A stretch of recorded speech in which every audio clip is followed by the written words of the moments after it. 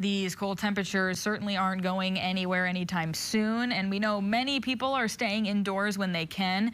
Events in Grand Rapids like World of Winter have been postponed because of those temps, but still some people will be outside. That sometimes is unavoidable. Joining us now to talk about emergency response here in Grand Rapids and tips for staying safe is Grand Rapids Emergency Management Director Benjamin Rance. Thank you so much for joining us.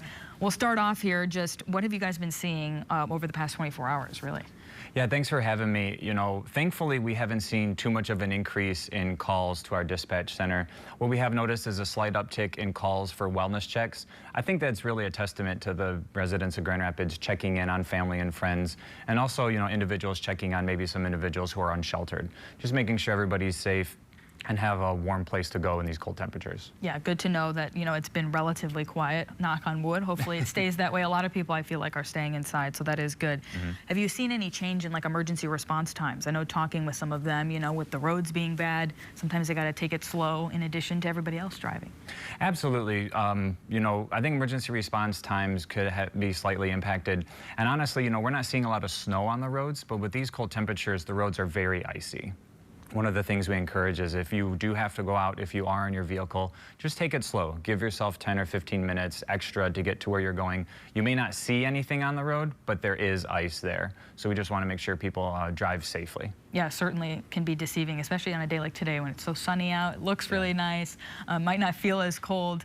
What tips do you have for people? I see you have a prop here. Tell us, you know, what would you want people to know during this? Yeah, absolutely. You know, the first thing I would say is if you can avoid going outside, I would highly recommend it. You know, even though we are warming up a little bit into the single digits, we still have wind chills that are at or below 0. And so if you can avoid any outdoor activities, definitely do that. If you do have to leave, we do encourage people to have emergency kits, both in their home and in their vehicle. I'm going to show a little bit about what we might have in here. So this is really something really easy you could keep in your car.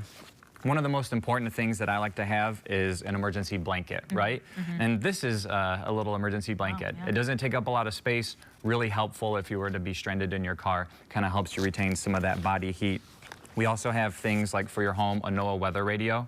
You know, for instance, if the power goes out, you still want to be able to stay informed, stay alert of anything that's happening. We also, you know, I keep an extra hat in mine, 1 to cover up the gray hair and 2 to keep my head warm. You know, things like water, snacks. One thing that we also have is a flashlight. Very important, you know, if you're stranded in your vehicle, it might be nice, and if it's dark out, this is a good way to signal people down, have people see you if you're in the road. So just encourage people to have an emergency kit, and also let people know where you're going. If you're taking a trip, tell someone where you're going, when you expect to be there, and when you expect to be back, so they can kind of keep track of you. Yes, and all good tips. Keep that inside car, inside your house. How can people get a hold of emergency responders? Obviously 911, but any other ways if they need resources, things like that? Yeah, obviously, if you are having an emergency related to the cold weather, whether it's a medical emergency or an extended period without power, without heat in your home, call 911. Our emergency services are working. We are available. Police, fire, EMS, everybody is on call, ready to respond.